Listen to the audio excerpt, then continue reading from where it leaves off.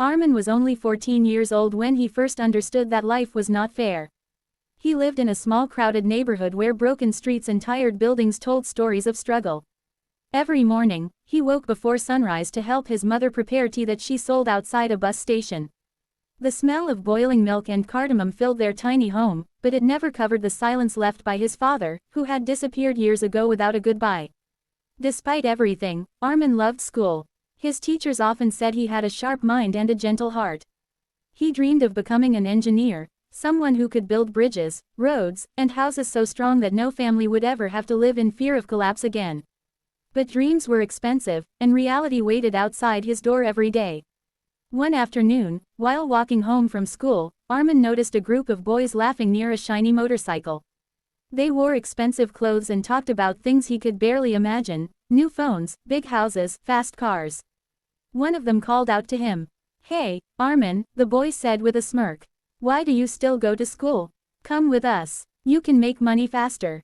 Arman shook his head politely and kept walking. He had heard rumors about those boys: easy money, but dangerous paths. Still, the thought of helping his mother more quickly lingered in his mind like a stubborn echo. That night, his mother noticed he was unusually quiet. "What happened today?" she asked gently. "Nothing," he replied at first, but her patient eyes made it impossible to hide. He told her about the boys and their offer. She listened without interrupting. Then she said something he would never forget: easy roads often lead to hard endings. Hard roads sometimes lead to beautiful beginnings. Her words stayed with him, but life soon tested his resolve. A week later, Arman's school announced a science competition.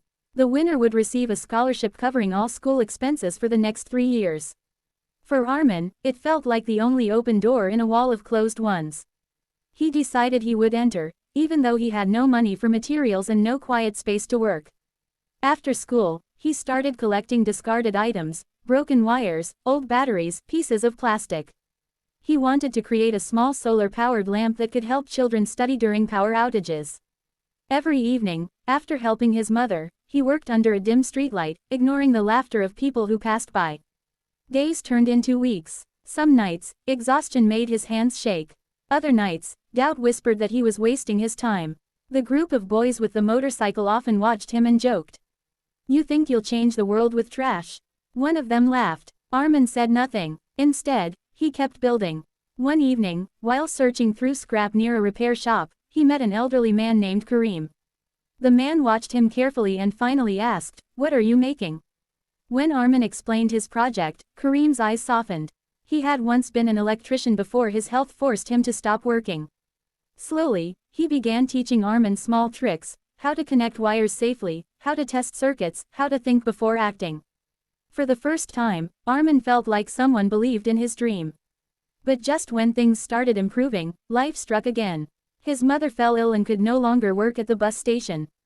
Medical bills piled up, and Arman had to take temporary jobs: cleaning tables, carrying boxes, delivering groceries. His project sat unfinished in a dusty corner. One night, after returning home exhausted, he stared at the half-built lamp and felt a wave of frustration. Maybe the boys were right. Maybe dreams were only for people who had time and money. As he sat there, Kareem knocked on the door. He had noticed Arman missing from their evening work sessions. Without saying much, he helped Arman reorganize the project and reminded him why he had started. "Dreams don't wait for perfect days," Kareem said quietly. "They grow in difficult ones." Arman decided to try again. He balanced work, school, and caring for his mother. Slowly, the lamp began to take shape. Every small success: a wire connected correctly, a battery holding charge, felt like a victory against the world. The night before the competition, disaster struck. A sudden rainstorm flooded their home, damaging many of his materials. Arman felt as if months of effort had washed away in minutes. He wanted to give up, but his mother, weak yet determined, held his hand and said, "Sometimes storms test how strong your hope really is." With only a few hours left, Arman rebuilt what he could. He arrived at the competition with a project that looked simple compared to others. Some participants had expensive kits and professional presentations. He felt small, but he refused to leave. When it was his turn, he spoke honestly. He explained how power outages affected children like him and how his lamp was built from things people threw away. Instead of focusing on perfection, he focused on purpose. The judges listened carefully. One of them asked, "Why didn't you quit when things got difficult?" Arman paused. "Because someone out there needs light more than I need comfort," he said. The room fell silent. As the judges moved on, Arman felt a strange calm. For the first time, winning didn't matter as much as finishing what he had started. Hours later, when the results were announced, his name was not called first. He watched others celebrate and tried to remain strong. Finally, the head judge stepped forward and said there was a special recognition award, not just for innovation but for resilience and social impact. "Arman," the judge announced. The crowd applauded. He walked to the stage in disbelief. The award included a partial scholarship and mentorship opportunities, not everything he had hoped for, but far more than he had expected. As he looked into the audience, he saw his mother smiling weakly and Kareem clapping proudly. In that moment, Arman realized something powerful. Success was not always loud or perfect, sometimes it arrived quietly, shaped by patience and courage. That night, while walking home, the same boys with the motorcycle approached him again. But this time, their tone was different. "You did something real," one of them admitted. Arman smiled politely but continued walking. He knew his journey had only just begun. And as the streetlights flickered on, he carried his small solar lamp, a symbol that even in the darkest places, determination could create light. Winning the special recognition award changed Arman's life, but not in the magical way people imagined. The next morning, he still woke up before sunrise. He still helped his mother prepare tea, and their small home still leaked when it rained. The difference was inside him. For the first time, he believed his effort could truly matter. The mentorship program introduced him to a group of students from different backgrounds. Some came from wealthy families with laptops and private tutors. At first, Arman felt out of place. He worried that his worn shoes and shy voice made him look small. But during their first workshop, he realized something important: creativity did not belong to money, it belonged to curiosity. One mentor, Ms. Sana, quickly noticed his determination. She encouraged him to think bigger than a single solar lamp. "What if you designed something for your entire neighborhood?" she suggested. The idea scared him. He had never imagined creating something on such a scale. Yet, the thought also sparked excitement deep inside him. Meanwhile, life at home remained difficult. His mother's health improved slowly, but she still could not work long hours. Arman continued taking small jobs after school. Some evenings he returned so tired that even opening his notebooks felt heavy. Doubt returned like an old shadow whispering that he was chasing impossible dreams. One afternoon, while visiting Kareem, Arman found the old man repairing a broken radio. Kareem listened quietly as Arman shared his fears about competing with students who had more resources. Kareem smiled gently. "You built your first lamp from scraps," he reminded him. "Your strength is not what you have, it's how you think." Those words reignited Arman's courage. At the mentorship center, students were assigned group projects. Arman's team included Aisha, a confident girl passionate about environmental issues, and Bilal, a quiet boy skilled with computers. At first, they struggled to understand one another. Arman preferred hands-on work, while Bilal focused on digital designs and Aisha pushed for big social impact. After several arguments and misunderstandings, they finally found balance. Together, they decided to design a small, low-cost solar charging station that could power lights and mobile phones during outages, something their communities desperately needed. While the project moved forward, trouble brewed in Arman's neighborhood. The boys who once tried to lure him into easy money had begun causing problems. They pressured younger kids to skip school and chase quick cash. One evening, they approached Arman again, offering him money to help repair electronics for questionable activities. For a moment, temptation returned. The extra money could pay for medicine and food. But he remembered his mother's words about easy roads leading to hard endings. He refused politely yet firmly. Some of the boys laughed at him, but one of them, a quiet kid named Samir, watched him with curiosity rather than mockery. As weeks passed, Arman noticed Samir lingering near his workspace, silently observing his projects. Instead of pushing him away, Arman invited him to help. Slowly, Samir began learning basic skills, discovering a sense of purpose he had never felt before. Back at the mentorship program, challenges increased.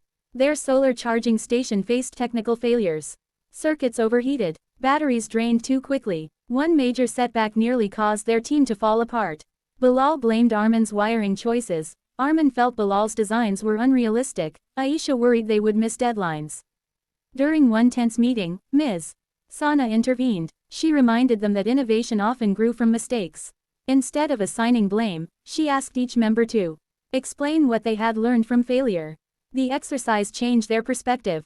They began collaborating more openly, combining practical testing with smart digital planning and community feedback. At home, Arman's responsibilities grew heavier.